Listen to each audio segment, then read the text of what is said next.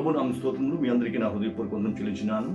దేవుడి వాక్యం పంచుకుంటూ దేవుడు మనకిచ్చిన మరొక సమయం బట్టి ఆయన నామమునకు ప్రత్యేకమైన వందనం చెల్లించినాను. బైబిల్ గ్రంథం అంతటిలో సొలొమోను వంటి జ్ఞాని ఎవరు లేరు. ఈ సొలొమోను తన జ్ఞానమును బట్టి అనేకమైన సామెతలు రాశాడు, అనేకమైన ఉపమానములు రాశాడు. లోకంలో సమస్త వస్తువులను గురించి కూడా సామెతలు రాశాడు. ఇస్సోపు మొక్క మొదలుకొని లెబానోను దేవదారు వృక్షము వరకు ప్రతి దాని గురించి కూడా అతడు వివరించి చెప్పగలిగాడు.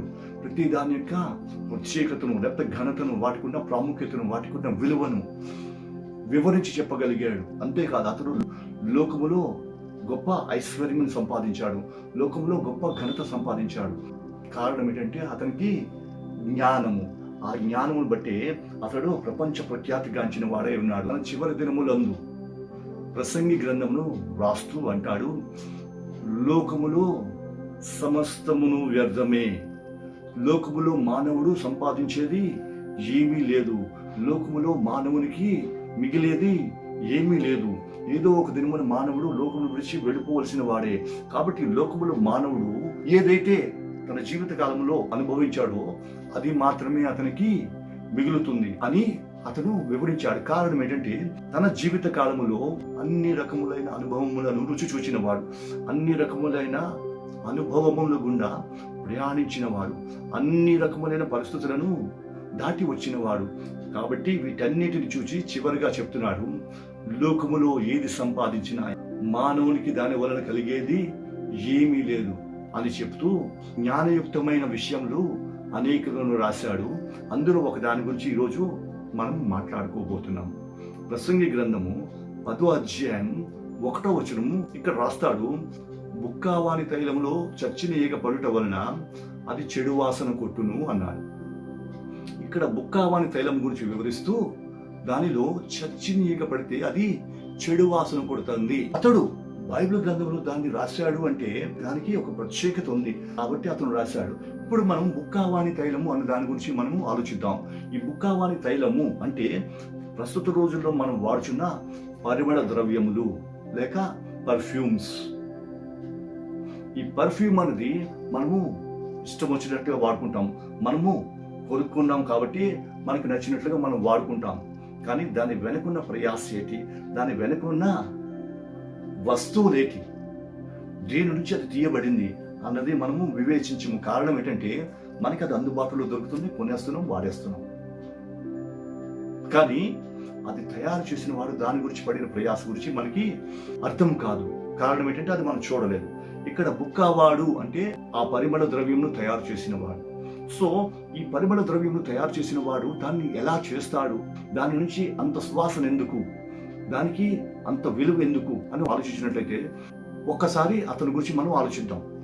ఇతను ఈ సువాసన రావడానికి గాను దానికి సంబంధించిన చెట్లను లేక మొక్కలను, వాటి చెక్కలను లేక వాటి ఫలములను, వాటి పువ్వులను, వాటి పరిమళములను బట్టి వాటిని వెతుకుటకు అతడు ప్రయాసపడతాడు. వనములలో తిరుగుతాడు, తిరిగి వాటన్నిటిని సేకరిస్తాడు.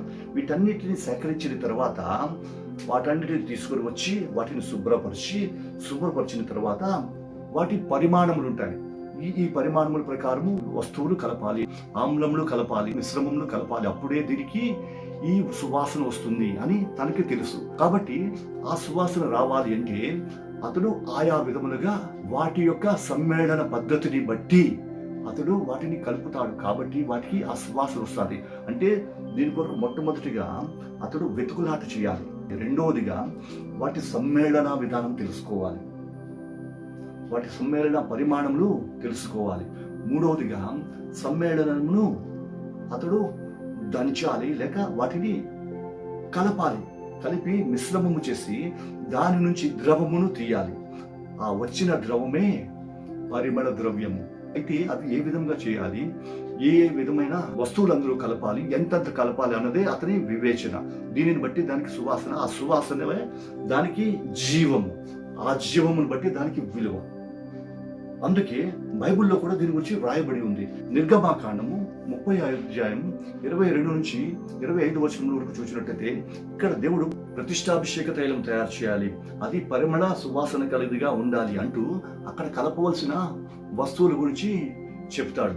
చెప్తూ అన్ని వివరిస్తూ ఆయా పరిమాణముల ప్రకారం అది కలిపినప్పుడే అది నాకు ఇంపైన సువాసన గల పరిమళ ద్రవ్యముగా తయారవుతుంది. ఇదే విధముగా ఒక పరిమళ ద్రవ్యం నాకు విలువ రావాలి, లేక దాని కొరకు ఉద్దేశించిన పరిమళ సువాసన రావాలి అంటే పరిమాణములు సరి అయిన విధంగా కలిపినప్పుడే ఆ సువాసన వస్తుంది. అప్పుడు ఆ సువాసనను బట్టి దానికి విలువ ఉంటుంది.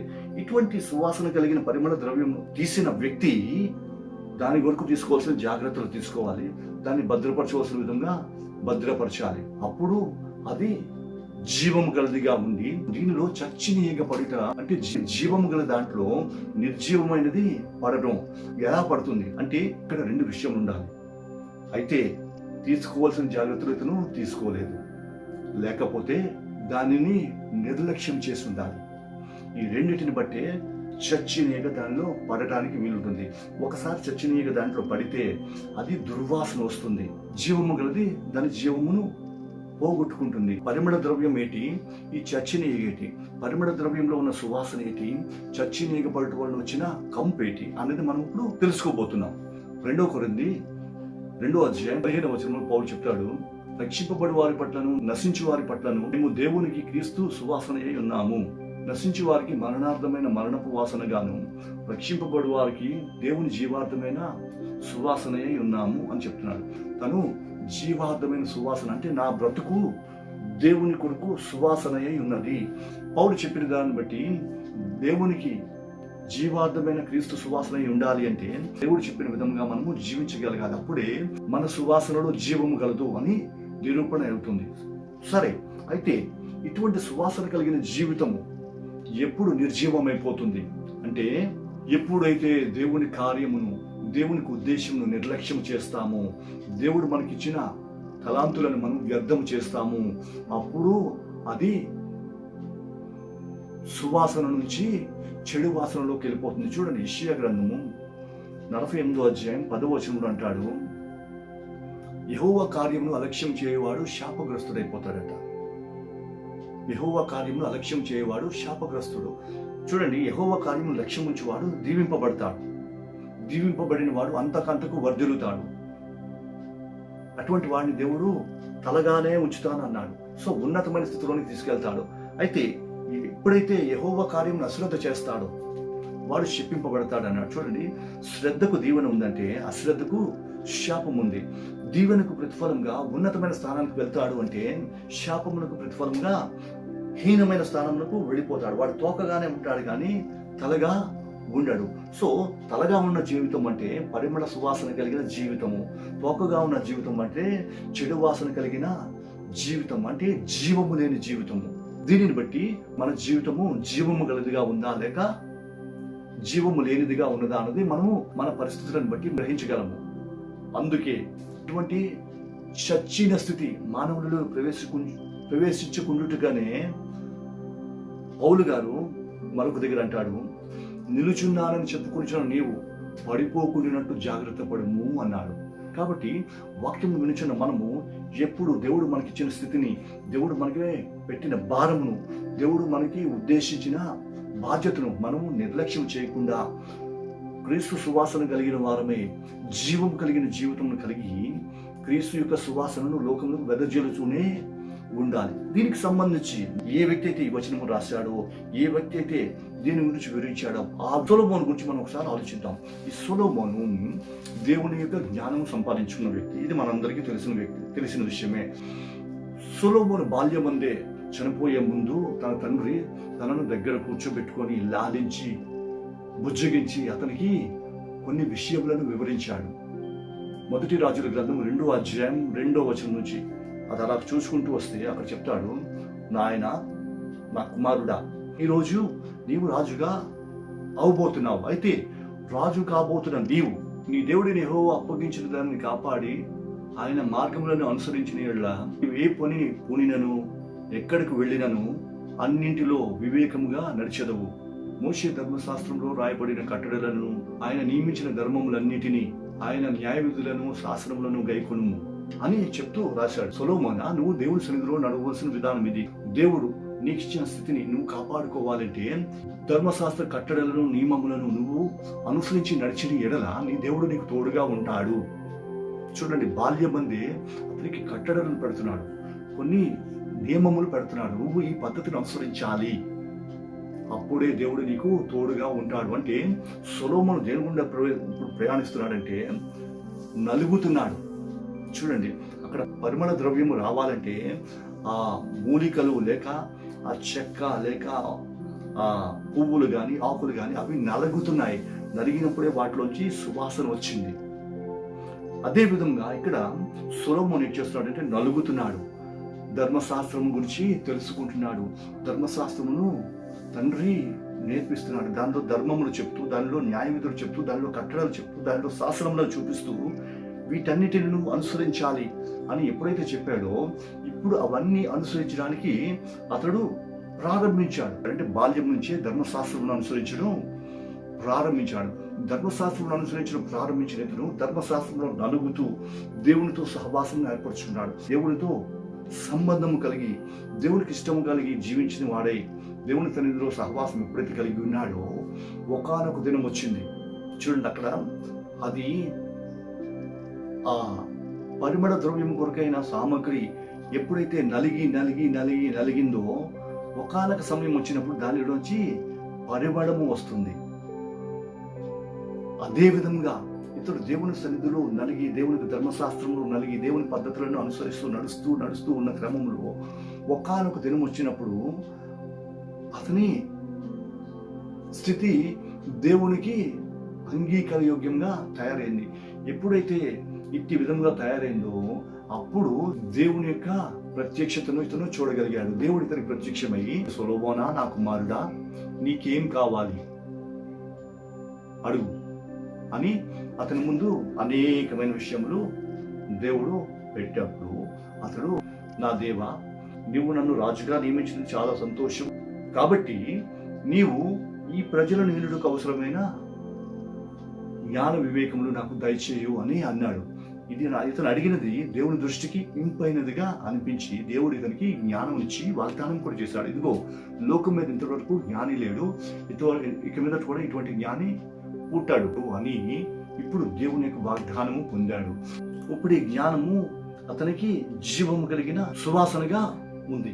ఈ దేవుని యొక్క వాగ్దానం పొందిన ఇతను జ్ఞాన సంపన్నుడై దినదినాభివృద్ధి చెందుచు ఇతని జ్ఞానమును బట్టి మొదటి రాజుల గ్రంథం 3వ అధ్యాయం నుంచి 10వ అధ్యాయం వరకు చూసుకెళ్తే ఇతని యొక్క ప్రత్యేకతలు మనకి కనిపిస్తాయి. 4వ అధ్యాయంలో చూసినట్లయితే అతని భోజనపు బల్ల గురించి అక్కడ వివరింపబడింది.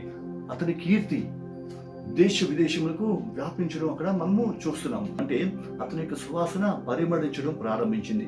5వ అధ్యాయంలోకి వచ్చినప్పుడు ఇతనికి కలిగిన కీర్తిని బట్టి, ఇతనికి కలిగిన జ్ఞానమును బట్టి అతని కాలంలో యుద్ధములు లేవు. అతనికి కలిగిన నెమ్మదిని బట్టి 6వ అధ్యాయంలో అతడు దేవాలయమును కట్టుటకు పూనుకొని ఉన్నాడు. అప్పటి వరకు దేవునికి ఆలయము లేదు. ఇతడు తనకు కలిగిన జ్ఞానం బట్టి, దేవుడు ఏర్పాటు చేసిన ఏర్పాటును బట్టి దేవునికి ఆలయమును అతడు కట్టడం అక్కడ జరిగింది. 7వ అధ్యాయంలో చూసినట్లయితే రాజనగరాన్ని కట్టుకున్నాడు. తర్వాత 8వ అధ్యాయంలోకి వచ్చేసరికి ఇతడు ప్రార్థన చేయడం ప్రారంభించాడు. ఈ ప్రార్థనలో కూడా ఎక్కడా వ్యక్తిగత ఆలోచనలు కనిపించలేదు. కారణం ఏంటంటే అతను దేవుని జ్ఞానం చేత నింపబడిన వ్యక్తి. ఈ జ్ఞానమును బట్టి అతను చేసిన ప్రార్థన దేశ జనుల కొరకు ప్రార్థన చేశాడు. దేశంలో ప్రజలు కష్టముల కొరకు ప్రార్థన చేశాడు. దేశంలో దేవుని యొక్క కోపపు పరిస్థితులను ఉద్దేశించి ఊహించి ఆ సమయంలో గురించి ప్రార్థన చేశాడు. శత్రువుల యొక్క భయమును గురించి ప్రార్థన చేశాడు. తెగులు గురించి ప్రార్థన చేశాడు. ఏది చేసినా దేశం కొరకు ప్రార్థన చేశాడు. చూడండి, ఇక్కడ ఇతని జ్ఞానము కనిపిస్తుంది. ఏంటి ఇతని జ్ఞానం అంటే, దేశము దేవుడు ఇచ్చినది, దేవుని దేశం మీద తన రాజుగా నన్ను నియమించుకున్నాడు. కాబట్టి నేను రాజుగా ఉన్న నా దేశము దేవుని యొక్క సంరక్షణలో ఎదగాలి. దేవుని సంరక్షణలో నేను పెంచాలంటే ఆ జ్ఞానము నాకు కావాలి అని ఆ జ్ఞానమును సంపాదించిన ఇతను ఇప్పుడు ఆ జ్ఞానంతో ఆ దేశం కొరకే ప్రార్థన చేస్తున్నాడు. అతని ప్రార్థనకు 9వ అధ్యాయంలో దేవుడు జవాబు చేసి, సొలొమోనా, నీ విన్నపములు నా సన్నిధికి చేరాయి, నువ్వు అడిగిన ప్రతి ఒక్క విన్నపమునకు నేను సమాధానము ఇవ్వబోతున్నాను. నువ్వు అడిగిన విధంగా నేను చేయబోతున్నాను. కష్టం వచ్చినప్పుడు నా ప్రజలు నా వైపు తిరిగితే నేను సమాధానం ఇస్తాను. ఈ మందిరం వైపు చూసి వాళ్ళు ప్రార్థన చేసినప్పుడు ప్రార్థనకు ప్రతిఫలం ఇస్తాను. కీడు వచ్చినప్పుడు నేను విడిపిస్తాను. ప్రమాదం వచ్చినప్పుడు వారిని విడిపిస్తాను. శత్రు భయం నుంచి వారిని విడిపిస్తాను. తెగులు, అడవి మృగములు ఏది వచ్చినప్పటికీ నేను వారిని విడిపిస్తాను. నీ ప్రార్థనను బట్టి వారిని నేను విడిపించబోతున్నాను. ఈ మందిరం మీద ఎల్లప్పుడూ నా దృష్టి ఉంటుంది అని దేవుడు అతనికి వాగ్దానం చేశాడు. 10వ అధ్యాయంలోకి వచ్చేసరికి ఇతని కీర్తి ప్రపంచమంతటికి వ్యాపించి షేబా దేశపురాణి లేక తూర్పు దేశపురాణి అతని జ్ఞానమును గురించి విని అతని జ్ఞానమును పరీక్షించడానికి, అతనిని చూడడానికి సొలొమోను రాజ్యమునకు వచ్చి సొలొమోనుతో మాట్లాడి సొలొమోనుతో గడిపి అంతా చూచిన తర్వాత అతని జ్ఞానమునకు ఆమె విస్మయం ఉంది. సొలొమోనుతో సాక్ష్యం చెప్పింది, సొలొమోనా, నీ జ్ఞానం గురించి నేను విన్నాను. అయితే నేను వచ్చి చూసిన తర్వాత నాకు అర్థమైంది ఏంటంటే, నేను వినినది నీకు కలిగిన జ్ఞానములో 4వ వంతే నేను విన్నాను. ఇంత గొప్ప జ్ఞానమును దయచేసిన నీ దేవుడు గొప్పవాడు, ఘనత నందదగిన వాడు అని షేబా దేశపురాణి, అన్య దేశపురాణి సొలొమోనును బట్టి దేవుడి నామమును ఘనపరిచింది. గమనించండి ప్రియులారా, ఇక్కడ వీటన్నిటిని బట్టి చూస్తే ఇక్కడ సొలొమోనులోంచి పరిమళమును మనము చూడగలము. దినదినముతుడు వృద్ధి చెందాడు. దేనిని బట్టి అంటే ఇతనిలో గల జ్ఞానము. ఈ జ్ఞానము దేవుడు ఇచ్చినది కాబట్టి ఈ జ్ఞానము ఇతనికి జీవమై ఉన్నది. ఈ జ్ఞానము పరిమళము వలె ప్రపంచమంతటికి వ్యాపించింది. దేవుడు నేనే మార్గమును సత్యమును జీవమునై ఉన్నాను అన్నాడు. ఆ జీవము ఇప్పుడు జ్ఞాన రూపకముగా ఇతరుడు ఉంది. కాబట్టి అతని యొక్క కీర్తి విస్తరించడం ప్రారంభమైంది. జ్ఞానము విస్తరించింది, అదే సమయంలో పేరు ప్రఖ్యాతులు విస్తరించాయి. దేశమునకు యుద్ధములు లేవు. అంతేకాదు, విస్తారమైన సంపద అతనికి వచ్చింది. 10వ అధ్యాయం 14వ వచనం 15వ వచనం మనం చూసినట్లయితే అతనికి కలిగిన సంపద గురించి వ్రాయబడి ఉంది. అతనికి కలిగిన రాబడి గురించి వ్రాయబడి ఉంది. అతనికి వస్తున్న వసూళ్ల గురించి వ్రాయబడి ఉంది. 18వ వచనములో అతని యొక్క సింహాసనం గురించి వ్రాయబడి ఉంది. ప్రపంచములో ప్రత్యేకమైన ప్రఖ్యాతిగాంచిన సింహాసనము అతని దంతపు సింహాసనము. చూడండి, వీటన్నిటిని బట్టి గమనిస్తే అతని యొక్క జీవితము దినదినము వృద్ధి చెందింది. ఎక్కడో బాలుడుగా ప్రారంభమైన జీవితము ఈరోజు ఉన్నతమైన స్థాయికి వెళ్ళిపోయి ప్రపంచ ప్రఖ్యాతి సంపాదించుకున్నది. కారణం ఏంటంటే అతడు దేవుని సన్నిధిలో నలిగిన వాడే దేవునికి పరిమళముగా తయారయ్యాడు. కాబట్టి అతనికి అన్ని విషయములలో వృద్ధి కలిగించింది. మొదటి నుంచి మనం ఒకసారి చూసుకున్నట్లయితే 3వ అధ్యాయంలో దేవునితో సహవాసం ఏర్పడి దేవునికి జ్ఞానమును సంపాదించాడు. ఇది అతనికి సువాసన. 4వ అధ్యాయంలో అతని ఖ్యాతి ప్రపంచమంతటికి వ్యాపించింది. 5వ అధ్యాయంలోకి వచ్చేసరికి ఇతనికి నెమ్మది కనిపిస్తుంది. 6వ అధ్యాయంలో ఇతడు దేవుని కొరకు ఒక నివాస స్థలమును ఏర్పాటు చేయడం మనము చూడగలుగుతున్నాము. 7వ అధ్యాయంలో మందిరం కట్టిన తరువాత తన రాజనగరమును కట్టుకున్నాడు. తర్వాత 8వ అధ్యాయంలో చూసినట్లయితే దేవుని మందిరములో మోకరిల్లి ప్రార్థన చేస్తూ దేవుని వేడుకోవడం ప్రారంభించాడు. దీనిని బట్టి మనం గ్రహించవలసింది ఏంటంటే అతని యొక్క సువాసన దేవుని సన్నిధిలో ఇంపైనదిగా ఉన్నది. కారణం ఏంటంటే దేవునికి ఇష్టమైన విధముగా అతడు తయారు చేయబడ్డాడు. అతనిలో సమ్మేళనము దేవునికి ఇష్టమైనదిగా ఉంది. సమ్మేళనము అంటే ఇక్కడ వాక్యానుసారమైన జీవితం, ధర్మశాస్త్రం అనుసరించి జీవించిన జీవితము.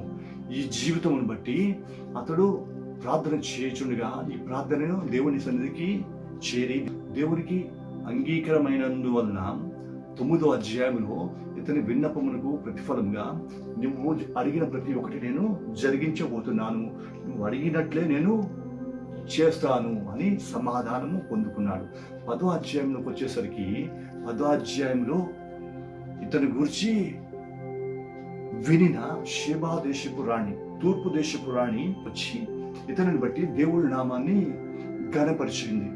అంతేకాదు అతనికి సంవత్సరంకి వస్తున్న రాబడి గురించి వివరిస్తూ ఆస్తిపరుడుగా తయారైపోయాడు.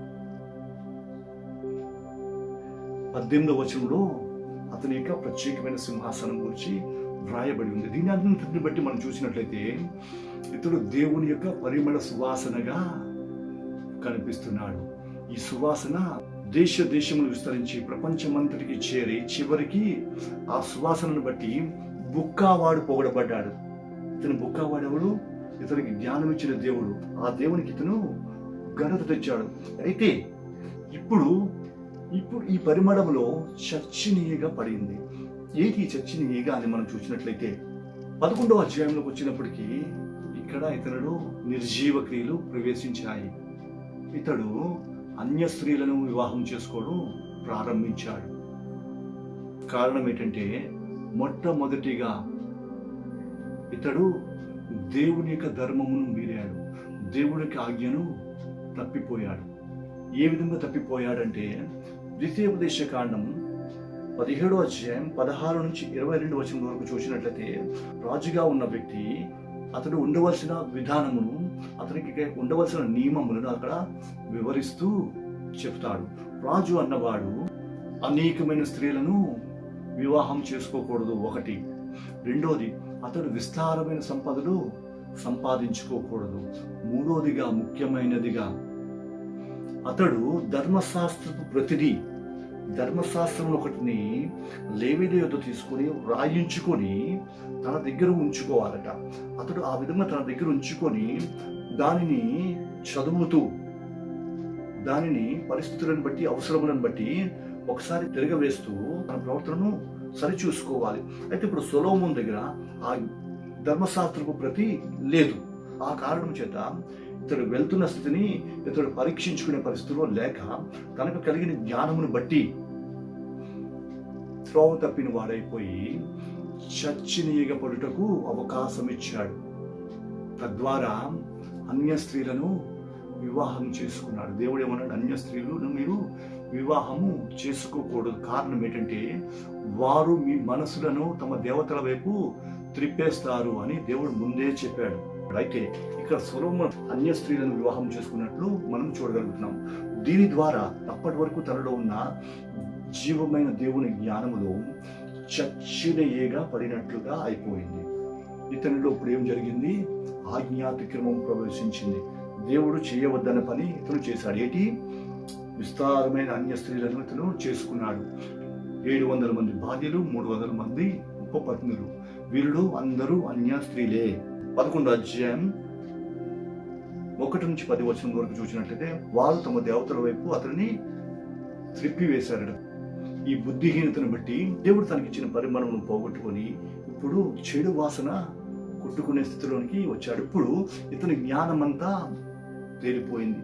అందుకే నెహెమ్యా 13వ అధ్యాయం 26వ వచనంలో ఇక్కడ ఇశ్రాయేలీయులు విశ్రాంతి దినమును ఆచరించకుండా తమ పనిపాట్లు చేసుకుంటూ అదే సమయంలో అన్య దేవతలను పూజిస్తూ ఆరాధిస్తూ దేవునికి దూరస్తులైపోయి దేవునికి విరోధమైన జీవితం జీవిస్తున్నప్పుడు అక్కడ సొలొమోను గురించి మాట్లాడుతున్నాడు. సొలొమోను దేవుడి చేత ఏర్పరచబడిన వాడే అయినా ఇట్టి కార్యములు చేసి ఇశ్రాయేలు రాజు అయిన సొలొమోను పాపము చేయలేదా? అనేక జనులలో అతని వంటి రాజు లేకపోయినను అతడు తన దేవుని చేత ప్రేమింపబడిన వాడై ఇశ్రాయేలీయులందరి మీదను రాజుగా నియమింపబడినను అన్య స్త్రీలు అతని చేత పాపము చేయించలేదా అని ఉదాహరణగా సొలొమోను చూపిస్తున్నాడంటే చూడండి, అంత జ్ఞాని అయిన సొలొమోనే అన్య స్త్రీలను చేసుకోవడం వల్ల పాపములు పడిపోయి దేవుని కీడుకి గురి కాలేదా?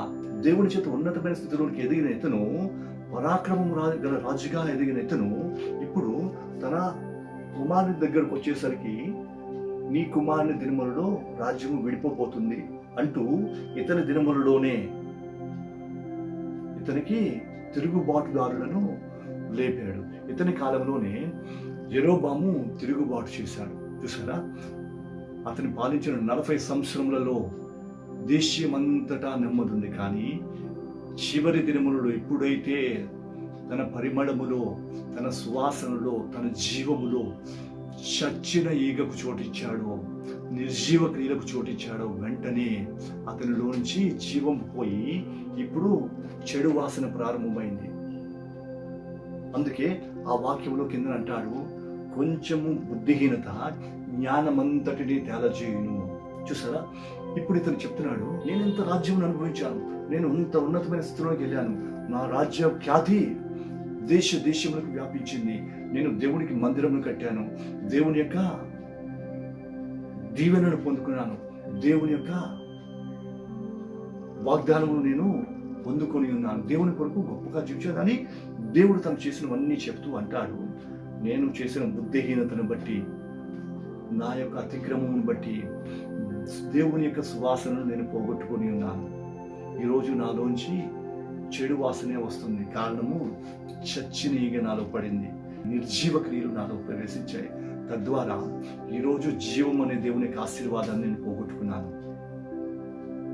నేను జీవం కోల్పోయిన వాడనై నా రాజ్యము నేను పోగొట్టుకోబోతున్నాను అని తన స్థితిని తను బయలుపరుస్తున్నాడు. దీని అంతటికి కారణం ఏంటంటే కొంచెము అవివేకము, కొంచెము బుద్ధిహీనత. ఎందువల్ల వచ్చింది? ఇతనికి కలిగిన జ్ఞానము. ఈ జ్ఞానమును ఇతను ఆధారం చేసుకున్నాడు. అయితే ఈ జ్ఞానం దేని వల్ల వచ్చింది? దేవునికి సన్నిధిని సహవాసం వల్ల. ఆ సహవాసము, ఆ సన్నిధి కలిగిన దేవుడు చెప్పిన మాటని ఇతను వినలేదు. ఏంటి? ఆ యొక్క ధర్మశాస్త్ర గ్రంథమును నీ దగ్గర ఉంచుకొని దానిని నువ్వు చదువుతూ ఉండాలి. అప్పుడు నీ మార్గంలో నువ్వు కుడికి కానీ అనుభవం కానీ తొట్టిల్లిపోకుండా అది నువ్వు నడిపిస్తుంది అని చెప్పిన మాటను ఇతను వెడజోని పెట్టి, ధర్మశాస్త్ర గ్రంథం ఇతని యుద్ధ లేకపోవడం వల్ల, ఇతనికి మార్గదర్శి లేక, ఇతడు తనకు కలిగిన జ్ఞానంను ఆధారం చేసుకున్న వాడైపోయాడు. ధర్మశాస్త్రం ఉంటే ధర్మశాస్త్రం ఆధారం చేసుకునేవాడు. ఇప్పుడు ధర్మశాస్త్రం లేదు కదా, కాబట్టి తనకు కలిగిన జ్ఞానం ఆధారం చేసుకుని ఈ జ్ఞానం బట్టి కీడును కొని తెచ్చుకున్నాడు. అందుకే ఇర్మియా గ్రంథం 9:23 అంటాడు, జ్ఞాని తన జ్ఞానం బట్టి అతిశయించకూడదు. అతిశయించేవాడు దేవుని బట్టి అతిశయించాలి. ఎందుకంటే ఇవన్నీ ఇచ్చినది దేవుడే. ఇప్పుడు ఇతను ఆ దేవుడిని మర్చిపోయి తన జ్ఞానం బట్టి అతిశయించి కీడు కొని తెచ్చుకున్నాడు. కాబట్టి ప్రియ దేవుని జనాంగమా, దేవుని బిడ్డలారా, సొలొమోను వంటి జ్ఞానియే దేవుని సన్నిధిలోంచి, దేవుని సహవాసంలోంచి పడిపోయిన వాడైతే నీవు నేను ఎంత? వాక్యం నుంచి నీవు నేను ఏ స్థితిలో ఉన్నాము ఒకసారి గమనించాలి. మన జీవితము సువాసనగా ఉందా, లేక చెడు వాసన కొడుతున్నదే ఉందా? మనం ఏ స్థితిలో ఉన్నామో ఒకసారి మనలను మనము పరీక్షించుకోవాలి. నువ్వు ఏ స్థితిలో ఉన్నా దేవుని సన్నిధిని, దేవుని సహవాసం నువ్వు కలిగిన వాడవైతే నీలో నుంచి పరిమళమైన సువాసనే వస్తుంది. ఈ వాక్యం కలిగిన దాన్ని బట్టి పౌలు చెప్తాడు, దేవుని జీవార్థమైన సువాసన అయి ఉన్నాము అని చెప్తున్నాడు. కాబట్టి ఇటువంటి వాక్యం నీలో కలిగి ఉన్నట్లయితే, ఇటువంటి వాక్యం నువ్వు అనుసరిస్తున్నట్లయితే నీవు కూడా లోకమునకు జీవార్థమైన దేవుని సువాసన అయి ఉంటావు. ఒకవేళ ఇటువంటి వాక్యం నిర్లక్ష్యం చేసి దేవుని యొక్క నడిపింపును, దేవుని యొక్క కట్టడలను నిర్లక్ష్యం చేసిన వాడవైతే నీలోంచి కూడా ఆ చెడు వాసన వస్తుంది. ఏ స్థితిలో ఉన్నావు? జీవార్థమైన సువాసన కలిగిన వాడవాగా ఉన్నావా? మరణపు వాసన నీలో వస్తుందా? ఒకసారి గమనించుకుంటాడా? ఒకవేళ జీవార్థమైన సువాసన కలిగిన వాడవై అటువంటి స్థితి కలిగిన వాడవైతే ధన్యుడవే. అటువంటి స్థితి కలిగిన దానవైతే ధన్యురాలవే. అయితే నిలుచునున్నానని చెప్పుకొని నీవు పడిపోకున్నట్లు నేను జాగ్రత్తగా చూసుకోవాలి. నీ జీవము, నీ సువాసన నీలోంచి తొలగిపోకున్నట్లు, ఎటువంటి బుద్ధిహీనత నీలో ప్రవేశించుకున్నట్లు నీ ప్రవర్తనను జాగ్రత్తగా చూసుకోవాలి. లేని ఎడల దేవుడు చెప్తాడు, నీ జీవితంకు నీవే బాధ్యుడవు. హెచ్కేల్ గ్రంథం 18:24 దేవుడు ఈ విషయంలో బయలుపరుస్తున్నాడు. అయితే నీతిమంతుడు తన నీతిని విడిచి పాపము చేసి దుష్టులు చేయు హేయ క్రియలన్నిటిని బట్టి చేసిన ఎడల అతడు బ్రతుకున, అతడు చేసిన నీతి కార్యములు ఏమాత్రము జ్ఞాపకములకు రావు. అతడు విశ్వాసఘాతకమును బట్టి చేసిన పాపమును బట్టి అతడు మరణమగును అని చెప్తున్నాడు. చూసారా, నువ్వెంత నీతిమంతుడిగా జీవించినా, నువ్వు ఎంత నీతిమంతురాలుగా జీవించినా, ఎంత విశ్వాసుగా జీవించినా, ఎంత దేవుని యొక్క సువాసన నీలోంచి వెదజల్లినప్పటికీ నీ కడవరి స్థితిలో, నీ జీవితములో అవిధేయత, అవివేకము, అవిశ్వాసము, అవినీతి, అక్రమము లేక దేవునికి విరోధమైన ఏ కార్యమైనా నీలో ప్రవేశించినట్లా ఇంతవరకు నువ్వు చేసిన నీతి క్రియలు జ్ఞాపకంలోనికి రావు. చివరిగా నీవు చేసిన ఆ చెడు క్రియలను బట్టే నీకు తీర్పు తీర్చబడి నీవు కొట్టివేయబడతావు. కాబట్టి సొలొమోను జీవితం బట్టి మనం నేర్చుకున్న దాన్ని బట్టి మన జీవితము పరిమళ సువాసన కలిగినదిగా ఉండాలి. ఆ పరిమళ సువాసన కలిగిన జీవితమును మనము కాపాడుకోవాలి. ఎటువంటి మరణకరమైనది మన జీవితంలో ప్రవేశించకూడదు. అటువంటి వాటికి మనము ఏమాత్రము చోటు ఇవ్వకూడదు. దేవుడే ఏర్పాటు చేసుకొని, దేవుడే జ్ఞానం అనుగ్రహించి నిలబెట్టిన సొలొమోను వంటి వాడే పడిపోయినప్పుడు నీవు నేను పడిపోవటం ఎంత? కాబట్టి మన జీవితంలో కాపాడుకోవచ్చు. మనం ఉన్న స్థితిలో మనం నిలబడి కుడికి కానీ ఎడమకి కానీ తొట్టుకుపోకుండా మన విశ్వాసమును, మన భక్తిని, మన సువాసనను కాపాడుకొంచు నిత్యము దేవుని సన్నిధిలో ఎదుగుచు బడా నమ్మకమైన మంచి దాసుడా, బడా నమ్మకమైన మంచి దాసురాలా అని దేవుని యొక్క సాక్ష్యం పొందే స్థితిలో మనము జీవించాలని ఆశిస్తూ ఈ నా మాటలు ముగిస్తున్నాను. దేవుడి వాక్యం మనందరి వెనుకలో ఫలించేయును గాక. ఆమె ప్రార్థన చేసుకుందాం. స్తోత్రం తండ్రి, పరిశుద్ధుడా, నీకు వందనములు. బుక్కావాని తైలంలో చర్చించబడిన ఎడల అది చెడు వాసన ఏ విధంగా పుట్టును, అటువంటి స్థితిలో మేము దిగజారిపోకూడినట్లు ఈ దినమున నీ వాక్యం ద్వారా మాతో మాట్లాడినందుకు వందనములు. వాక్యం బట్టి మా స్థితిని పరీక్షించుకొని చక్కదిద్దుకొంచు క్రీస్తు విషయమైన సువాసనగా మా జీవితములను తీర్చిదిద్దుకున్నట్లు మాకు సహాయం చేసి నడిపించండి. యేసు నామములో అడుగుచున్నాము తండ్రి. ఆమేన్.